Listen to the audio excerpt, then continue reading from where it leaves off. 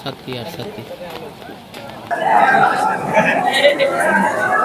কত দূরাতে গরু লই আইছি চাচা বুঝছেন না অন কাস্টমার নাই বৃষ্টির লাগিয়া তার ব্যস্তারি না বৃষ্টিপাত কমলে আশা করতেছি পর্যটকের জন্য মানে 33,000 টাকা বেচছি বৃষ্টির জন্য বেচা কিনা খারাপ।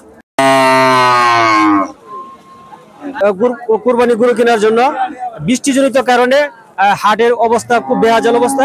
এখানে দাঁড়ানো যাচ্ছে না, বৃষ্টি প্রচন্ড বৃষ্টির কারণে মশলাদারি খুবই বৃষ্টি হচ্ছে, অনেক ভোগান্তির শিকার হচ্ছে আমরা যারা আসছি।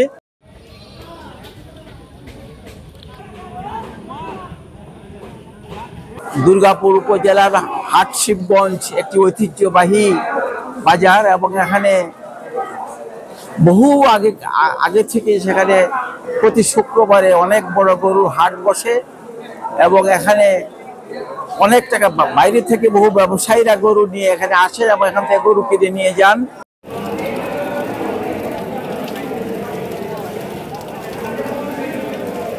দিন আমরা যেহেতু গরু ফার্ম করছি, গরু বেচে লাগে, গরুর ঠিক মতো যে দাম আশা করছিলাম সেই দামে গরু বিক্রি করা যায় না, অনেক কম দাম করতেছে, যার আমি গরু বেচে কেনা করতে পারতাছি না। এখানে ঢাকা থেকে অনেক কাস্টমার এখানে আসতো, তারা এখন এখানে আসে নাই বৃষ্টি বাদলের জন্য, এরপরে প্রাকৃতিক দুর্যোগের জন্য।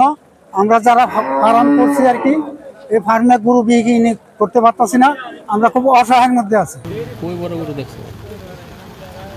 3.5 লাখ থেকে 4 লাখ টাকা কালেকশন হতো, তো আজকে ক্রেতাও কম বিক্রেতাও কম।